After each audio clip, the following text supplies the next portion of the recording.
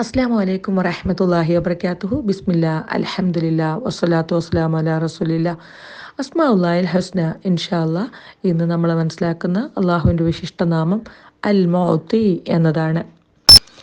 ദാനം അർഹിക്കുന്നവർക്ക് അത് കനിഞ്ഞു നൽകുന്നവനാണ് അൽ മുഅ്തി.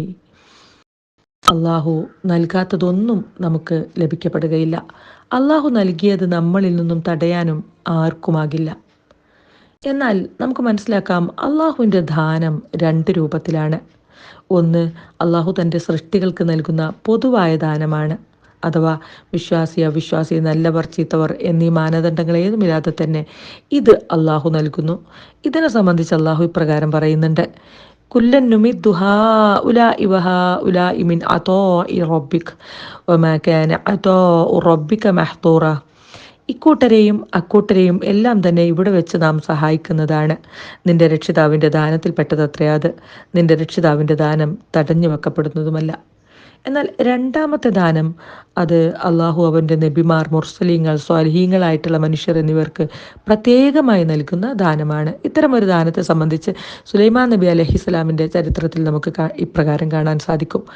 അദ്ദേഹം അള്ളാഹുവോട് ഇപ്രകാരം ദുആ ചെയ്തു: ഖാല റബ്ബി ഗ്ഫിർ ലി വഹബ് ലി മുൽക്കൻ ലാ യൻബഗി ലഅഹദിൻ മിൻ ബഅദി ഇന്നക അൻതൽ വഹാബ്. അദ്ദേഹം പറഞ്ഞു: എൻ്റെ രക്ഷിതാവേ, നീ എനിക്ക് പുറത്തു തരികയും എനിക്ക് ശേഷം ഒരാൾക്കും തരപ്പെടാത്ത ഒരു രാജവാഴ്ച നീ എനിക്ക് പ്രദാനം ചെയ്യുകയും ചെയ്യണമേ.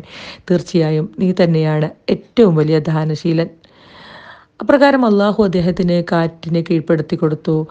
അതേപോലെ തന്നെ മുങ്ങൽ വിദഗ്ധരും കെട്ടിട നിർമ്മാണ വിദഗ്ധരുമായിട്ടുള്ള പിശാചുക്കളെ കീഴ്പ്പെടുത്തി കൊടുത്തു എന്നെല്ലാം വിശുദ്ധ ഖുർആനിൽ നമുക്ക് കാണാനായിട്ട് സാധിക്കും. അഥവാ അന്ത്യനാൾ വരെ മറ്റൊരാൾക്കും തരപ്പെടാത്ത രൂപത്തിലുള്ളൊരു പ്രത്യേക ദാനം സുലൈമാൻ നബി അലൈഹിസ്സലാമിന് നൽകി. ഇപ്രകാരം അള്ളാഹു തൻ്റെ സ്വാലിഹീങ്ങളായ മനുഷ്യർക്കും നൽകും എന്നുള്ളത് നമുക്ക് ഒരുപാട് പ്രത്യാശ നൽകുന്ന ഒരു കാര്യമാണ്. ഇനി നമ്മൾ മനസ്സിലാക്കേണ്ടത്, അന്ത്യനാൾ സംഭവിച്ചു കഴിഞ്ഞാൽ അള്ളാഹുവിൻ്റെ ദാനം വിശ്വാസികളായ ദാസന്മാർക്ക് മാത്രമുള്ളതാണ്. അഥവാ പരലോകത്ത് അള്ളാഹു ഒരുക്കി വെച്ചിട്ടുള്ള സ്വർഗീയ നന്മകളിൽ നിന്ന് ഒന്നും തന്നെ അവിശ്വാസികൾക്ക് ലഭിക്കപ്പെടുകയില്ല. ഇനി അള്ളാഹുവിന് അൽ മുഅ്തി എന്ന നാമം ഹദീസുകളിലാണ് വന്നിട്ടുള്ളത് എന്ന് നമുക്ക് കാണാൻ സാധിക്കും. അഥവാ ഖുർആനിൽ അപ്രകാരം വന്നിട്ടില്ല. ബുഖാരി മുസ്ലിമും ഒക്കെ റിപ്പോർട്ട് ചെയ്യുന്ന ഒരു ഹദീസിൽ മുആവിയ റളിയല്ലാഹു അൻഹുവിൽ നിന്നുള്ളൊരു നിവേദനം അത് ഇപ്രകാരമാണ്: വല്ലവനോടും അള്ളാഹു നന്മ ഉദ്ദേശിച്ചാൽ ഇസ്ലാമിൽ അവന് അള്ളാഹു പാണ്ഡിത്യമേകും എന്ന് പറഞ്ഞുകൊണ്ട് റസൂലുള്ളാഹി സ്വല്ലല്ലാഹു അലൈഹി വസല്ലം ഇപ്രകാരം പറഞ്ഞു: വല്ലാഹുൽ മുഅ്തി വ അനൽ ഖാസിം.